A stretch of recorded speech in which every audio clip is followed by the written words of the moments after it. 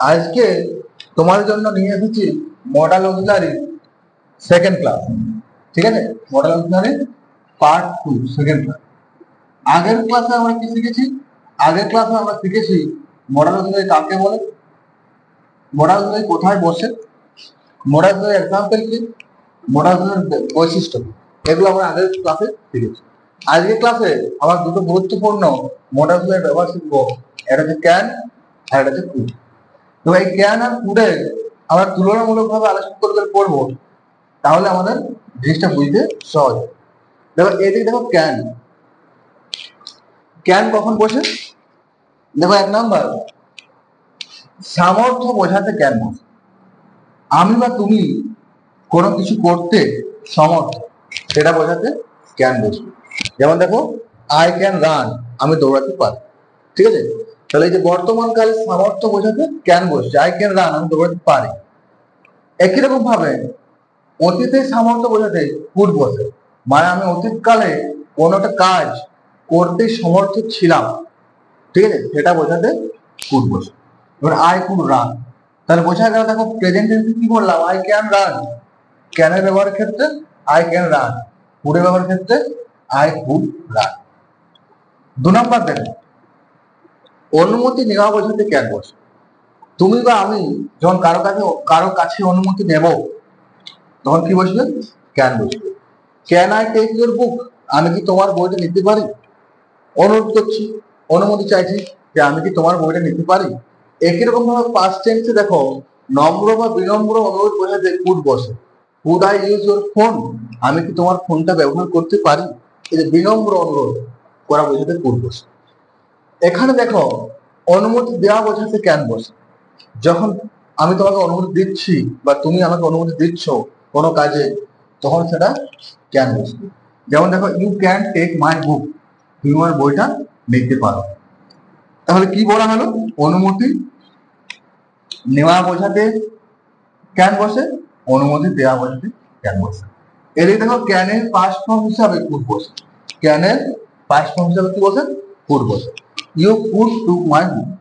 একটা জিনিস মনে রাখবে, সবসময় মডাল অক্সিলারি পরে ভার্বের প্রেজেন্ট ফর্ম বসবে। এখানে দেখো কুড বসিয়েছি, ওই জন্য ভার্বের প্রেজেন্ট ফর্ম টেক বসিয়েছি। এখানে দেখো কুড বসিয়েছি, ভার্বের প্রেজেন্ট ফর্ম রান বসাইছি। তো সবসময় মডাল অক্সিলারি পরে ভার্বের প্রেজেন্ট ফর্ম বসবে। ঠিক আছে, বোঝা গেল। তারপর দেখো অনুরোধ বা আবেদন করা বোঝাতে ক্যান বসে।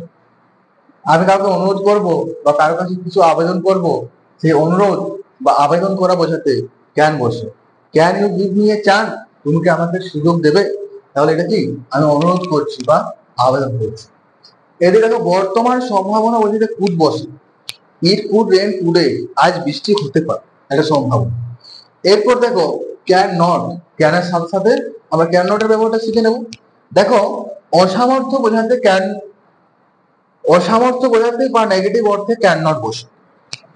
অসামর্থ্য মানে আমরা কোনো কাজটা করতে সমর্থ নই, সেই অসামর্থ্য। যেমন আই ক্যান নট রান, আমি দৌড়াতে পারি না, এই যে অসামর্থ্য বোঝাতে ক্যান নট বসে। বা ধরো বললাম I can not do it, আমি এটা করতে পারি না, তাহলে কি হলো? এই যে নেগেটিভ অর্থে বা অসামর্থ্য বোঝাতে ক্যান নট বসে। একই রকম কুডের ঘরে অতীতে কোনো কাজ করতে অসামর্থ্য ছিল বোঝাতে নেগেটিভ বসে। যেমন দেখো আই কুড নট রান, আমি দৌড়াতে পারতাম না। বা ধরো you could not do the sum, তুমি অঙ্কটা করতে পারতে না। এই যে অতীতকালে করতে অসমর্থ ছিলে, এটা বোঝাতে কি বসে? কুড নট বসে। তাহলে আশা করি সবাইকার ব্যাপারটা ক্লিয়ার হলো। আর একবার সামারি করে দিচ্ছি পুরোটা। দেখো 1 নাম্বার কি বললাম?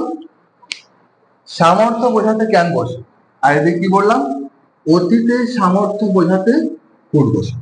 ক্লিয়ার সবাইকার? বর্তমানে সামর্থ্য বোঝাতে ক্যান বসে, অতীতের সামর্থ্য বোঝাতে কুড বসে। আই ক্যান রান, দেখো example, I can run, I could run. ঠিক আছে, বোঝা গেল? ক্লিয়ার? অনুমতি নেওয়া বোঝাতে ক্যান বসে। Can I take your book, আমি কি তোমার বইটা নিতে পারি? এদিকে দেখো নম্র বা বিনম্র অনুরোধ বোঝাতে কুড বসে। would I use your phone, আমি কি তোমার ফোনটা ব্যবহার করতে পারি।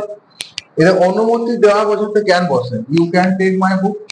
ক্যানের পাস্ট ফর্ম হিসাবে কুড বসে, you could take my book.